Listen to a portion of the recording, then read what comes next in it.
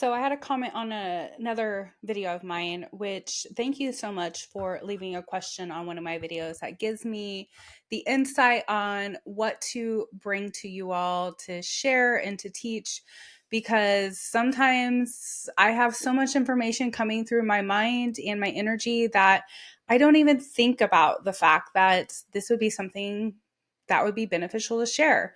So when you ask questions, it actually draws out of me the ability to bring these basically messages from spirit through me to help kind of understand and integrate what we might already know within our truth, but sometimes it just needs something outside of us to confirm what we might already know.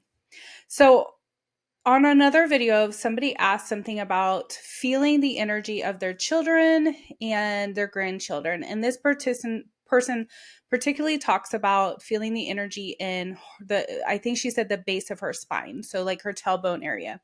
So if you have anything or any awareness about our energy field and our energy system, we have main chakras, but then we have about 114 total chakras throughout our body and our energy field and all around us.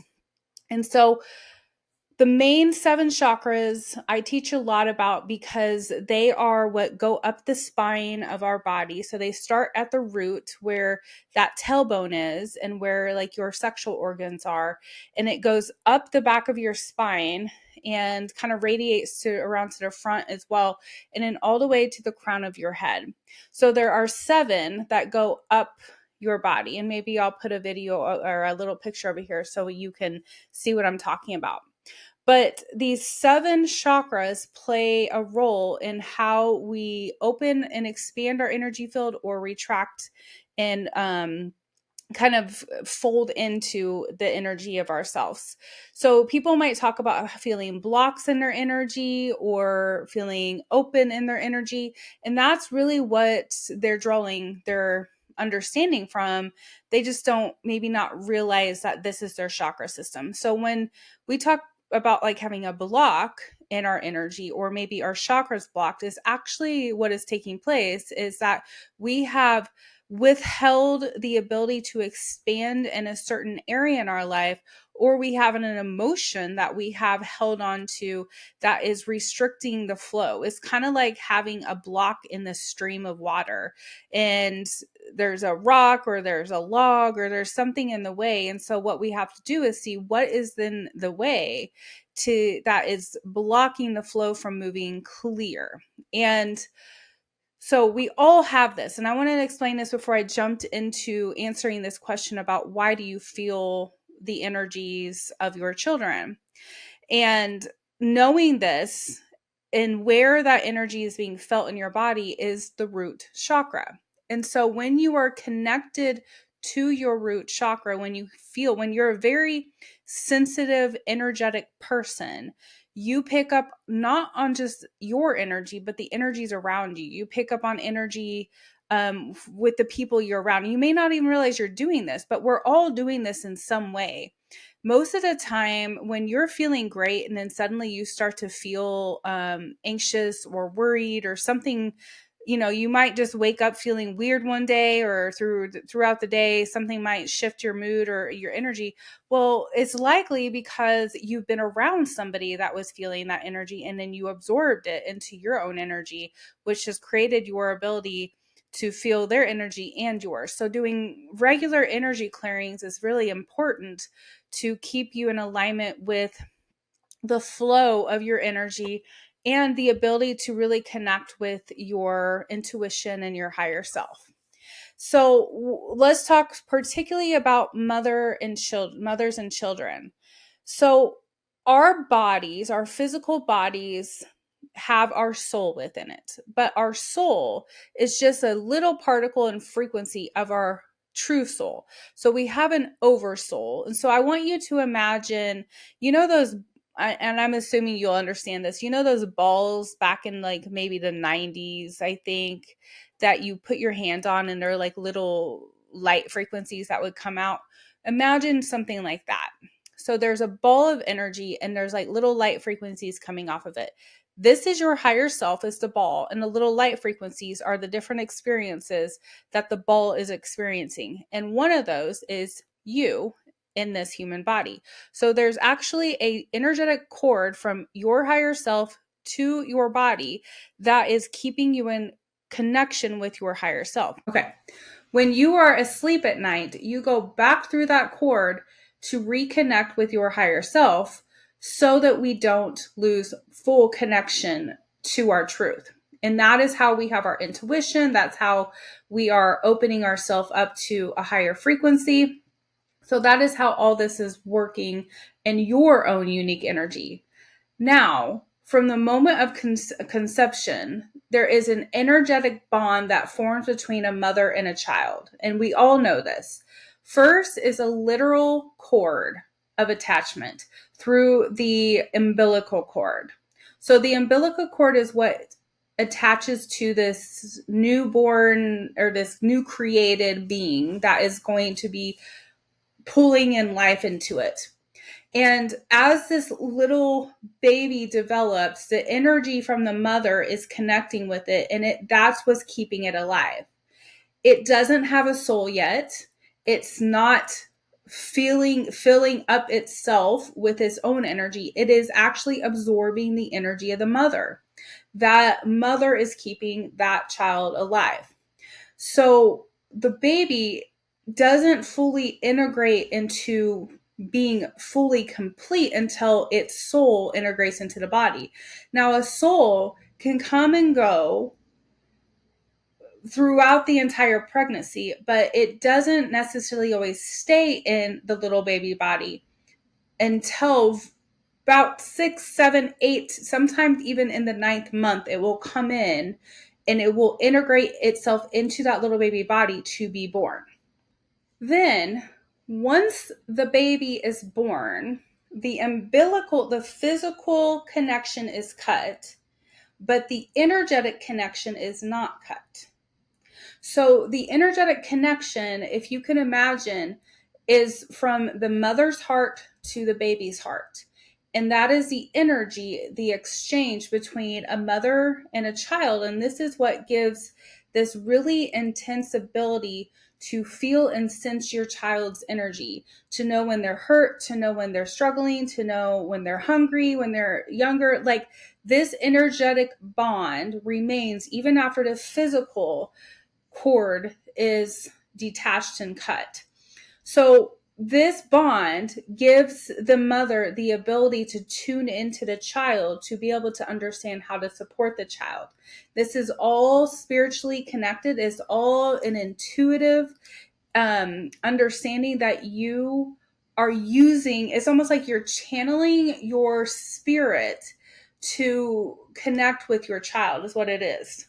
So as the child gets older and it starts to develop its own independence around 6, 7, up until around 12 or so, when that child is really starting to step into kind of learning more about itself, the cord between the mother and the child, the natural way for that to shift is to shift it from the heart to the root chakra. Because a child, when it starts to move into that independent phase, that part of the cord shifts down into their root chakra, which then propels them forward in their own life, in their own lessons, in their own spirit calling, not their mother's spiritual calling, and what they want to experience here on earth. But if a mother doesn't allow that cord to shift from her heart to the root, this can develop a codependent bond between the child and the mother, which then kind of creates a block for that child to fully release and step forward into their unique way of being. And a lot of mothers struggle with this because they find in those early parts of a child's life a bond so deep that their identity is wrapped around the bond. And so it's important for a mother to continue to know what her purpose here is on earth, and allowing that detachment from the child so they can begin to step forward in theirs. And so what happens if the mother doesn't, then the child will continue to feel that pull and that obligation to come back to the mother to make sure the mother's okay, because that energetic bond is so tight that it feels as if it becomes very like a codependent energy, like I'm okay if you're okay kind of a thing. And there's nothing against like mothers and childs being best friends or having really close bonds and relationships. I don't have one like that with my mom, but my mom is and my dad, they were different connections than maybe a tight knitted family and bond. But there are people that can become a little too enmeshed with their children or their parents. And we see this all the time where the parent maybe doesn't allow themselves to go out and live their life and experience other things outside of their children's lives. Or vice versa, the children don't go out and experience their life outside of their parents' life. So, why are you particularly feeling the energy from your children or your grandchildren? It is because you are so highly sensitive to energy that it feels as if you did shift that cord back down to your root chakra. And now you're feeling it through that root chakra because you are very sensitive to energy. So if I were to be coaching you and trying to help you through this, I would be working with you on clearing out some of their energy from your energy so that you are not so intertwined or impacted by it. It doesn't mean it's negative or bad, but we don't want to be so cluttered with other people's energy that we're always feeling their energy as well.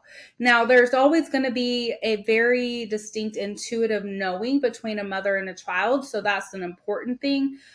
But it shouldn't be an enmeshed one, which I don't feel that necessarily when I'm tuning into the question of, or the person that asked this question. I do feel like it's just because you are really spiritually sensitive and maybe haven't fully integrated or learned how to channel that spiritual connection that you have. So feeling when something is wrong with a child, even if they're at a distance, is just that energetic cord that you have with them, which then continues into the grandchildren. And this is why when you do deep healing work or you allow yourself to clear out energies in your chakras, you are not just healing yourself, you're healing the family lineage and line. So you're clearing out energies for about 7 generations behind you and 7 generations before you. Now, generations can decide to pick up pain and suffering if they want to, because we all have free will.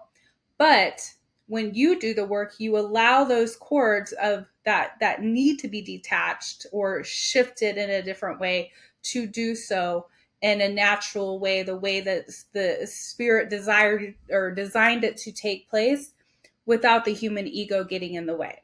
So hopefully that makes sense a little bit. So if I took this even deeper, just to get a little bit more woo-woo for you and a little bit more fun here, feminine energy represents the energetics of the divine. It doesn't mean that the divine and that God does not have masculine energy within it. If we could truly tune into source energy's true energy, it would be more of a feminine energy than a masculine energy. And the balance of that is the masculine as well. And what's interesting is when I have tuned into the quantum field and I've seen it in my mind's eye, I can see the energy.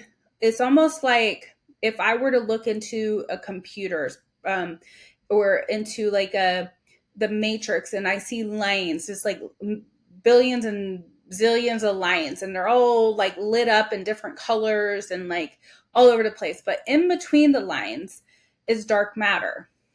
And the way that spirit has described to me its energy is that the dark matter is the feminine energy that is nurturing and holding. It's like the wound of God. It's the wound of the universe. And then everything else that is moving out from the wound and experiencing self are like little cords that are attached to it. So what I think is really beautiful is that the mother-child relationship in the physical, in our physical body, represents how God is with us, its children, its direct frequencies that are out experiencing themselves in the world. But God, in its frequency, allows us, even though there's always a cord of an attachment there, allows, like, shifts its cord into moving in a place where it gives us free will, so we can go and express and create and expand and learn throughout the entire universe. So what you are representing as, and it doesn't mean that men don't also represent this, but as women, we represent that energetics of the quantum field of holding things together. And the masculine is the kind of going and doing energy. So I think that's really beautiful. And I just wanted to add that little fun part into it for us to explore and think about. And again, like I said, if you have questions, please leave them below. Even if it's not about this, I would love to be able to receive more so I can share more. Because it's really fun to have these interactions together. If you are not a part of my healer circle, if you're not a part of my ascension group, please check out my website. The Healers Circle meets twice a month. My Ascension membership meets twice a month. Both are amazing groups. If you're looking for a one-on-one mentor, spiritual teacher, guide, I do have a few more openings for that, and you are welcome to come and set up a consultation to talk to me about that as well. So until we meet again, I wish you the best day, night, evening, whatever time it is for you. I send you all the universal love. Namaste.